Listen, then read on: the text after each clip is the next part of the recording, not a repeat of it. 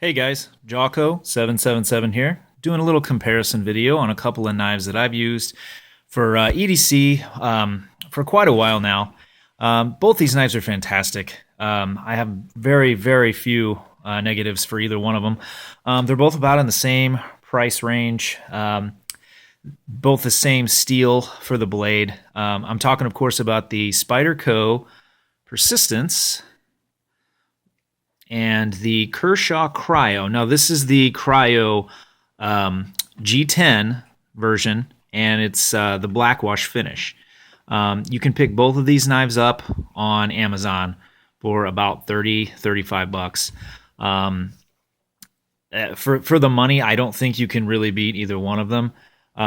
You can spend easily 100 bucks on an everyday carry knife, and it might be a little bit better quality, but for me, I'm carrying something with me every day. I'm using it all the time. I'm, not too worried about beating it up or losing it. If I had $100 Benchmade, I'd almost be afraid to carry it just because if I lost it, well, then I'd be out. But with these, it's not the end of the world if something happens and, all of a sudden your knife is gone.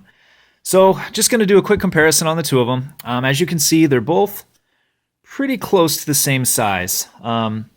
The blade length is actually 2.75 inches for both of these knives, and both of them are made out of 8CR13 MOV steel. They are both made in China. I've heard that both of these companies actually have really, really high standards for their quality control, even in their China plants. So, talk a little bit about the Cryo. Overall length is 6.5 inches.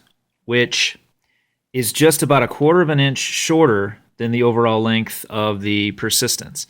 The blade lengths are exactly the same, for me. The handle is just a little bit longer on the Persistence than on the Cryo. Looking at the weights, they're pretty similar. I think the stats on the Persistence are actually a little bit lighter. I think it's about 3.3 ounces, where the Cryo comes in at 3.75 ounces. Both of these knives are extremely easy to open. The flip design, the Speed Safe, is super. You couldn't ask for any better out of a pocket knife opening.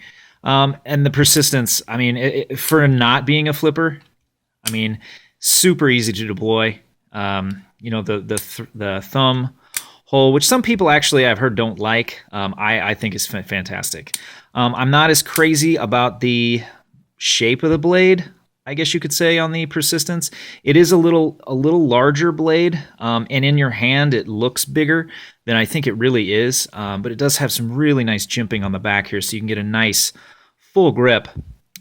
The clips on the backs of these two. Let me see if I can get a comparison of the clips. The Cryo does carry a little bit deeper in my pocket. You can adjust the clips on both of these for positions. So, if however you decide you want to carry, it should be fine for you. I actually like the clip on the Cryo just a little bit better. It's a little bit smaller, and it fits a little bit deeper in my pocket since the handle isn't quite as long. And I actually think the clip on this is actually a little too stiff. One thing about the Cryo that I'm not crazy about are the thumb studs. It's actually really hard to deploy with them. You can do it. I'm trying to do this around the camera here, but you can see it's pretty difficult to deploy. The flipper is obviously the way to go. And actually, these can get caught on my pocket if I'm not careful when I'm putting it in my pocket or taking it out. Whereas the, Persistence, you don't have any of that. The locking mechanism on the Persistence is a liner lock, which is super, super easy. And, I think at first it was a little bit stiffer, but over time it's gotten to where it's as easy as it gets. The Cryo, the locking mechanism is actually a frame lock. And it's a little bit stiffer, but not really. It's not noticeable. It's not something that I care too much about either way. They're both fantastic. In closing, I would just say pick your poison. They're both phenomenal.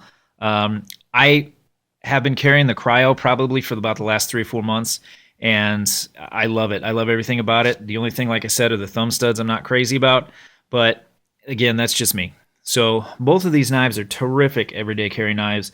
I don't see how you can go wrong either way. I hope that if you're looking at both of these, this video is helpful. And, you know, if you like the video, please like and subscribe to the channel.